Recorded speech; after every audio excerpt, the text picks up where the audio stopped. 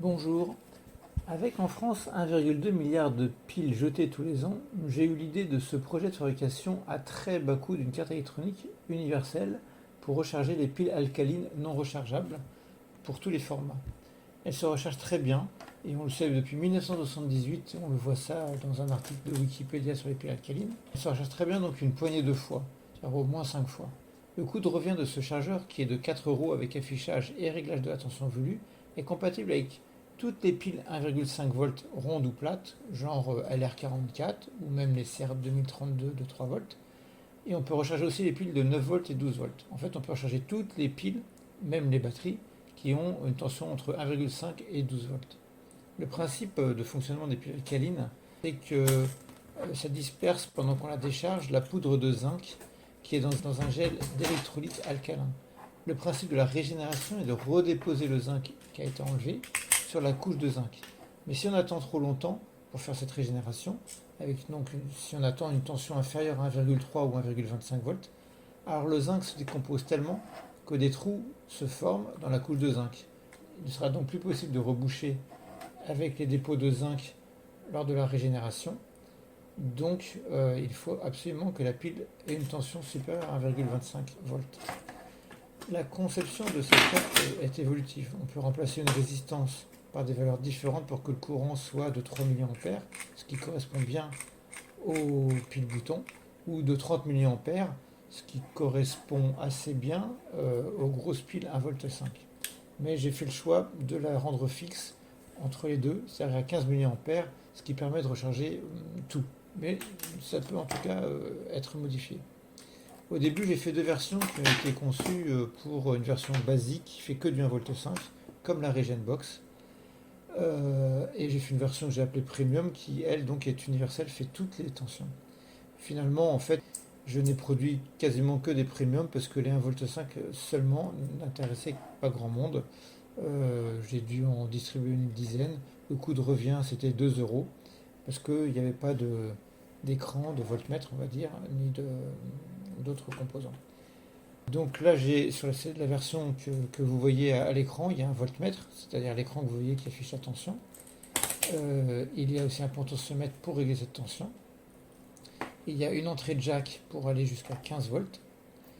Il y a une entrée USB pour mettre du 5 volts. Pour recharger une pile, il faut d'abord régler la tension sans aucune pile attachée à l'appareil. Une fois que vous avez affiché et choisi la tension que vous voulez, c'est-à-dire par exemple 1,7 volts pour une pile 1,5 V car une pile 1,5 V neuve fait 1,7 volts. Une fois que vous avez donc réglé cette tension, vous pouvez mettre la pile en charge. L'astuce pour la compatibilité universelle, c'est que la sortie se fait avec deux fils métalliques en fer ou en acier qui viennent se coller sur la pile à charger, sur laquelle on aura pris le soin d'aimanter deux aimants à chaque bout. Tout simplement, grâce à deux aimants, on peut recharger et s'attaquer à n'importe quelle pile.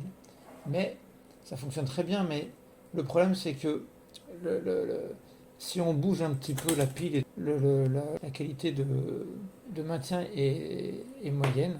Donc il y a une autre astuce qu'on voit ici à l'écran, c'est d'utiliser un contenant. Là c'est simplement la récupération d'une powerbank publicitaire. On ne garde que l'enveloppe, on met un écrou à chaque bout qu'on aura avec un fer à souder chauffé fortement pour qu'il s'insère dans le plastique naturellement. Et ensuite avec deux vis, on vient, comme vous le voyez, caser n'importe quelle pile, soit des 9 volts, des piles boutons ou des piles 1,5 V sans aucun problème. Dans les vidéos que vous regardez, au début on a testé les piles, la tension des piles. J'en ai retiré une parce que la tension était trop faible. Ensuite vous avez vu qu'on pouvait charger des piles avec les tensions de 1,7 volts comme on a vu, la tension de 9,80 volts pour la pile de 9 volts, qui en fait a besoin d'une tension de un peu plus, mais là mon appareil était à ce moment-là chargé qu'avec une jack qui alimentait en 12 volts, donc il vaut mieux plutôt que du 12 volts avoir du 15 volts à ce moment-là. Et on a vu à la fin la mesure du courant, et on voyait que le courant était très faible. C'est pour ça que la recharge d'une pile prend à peu près 24 heures, on va dire. On peut même laisser plus longtemps. Mais il suffit de regarder en fait quand le voltmètre ne bouge plus pendant une heure, c'est que la charge est terminée.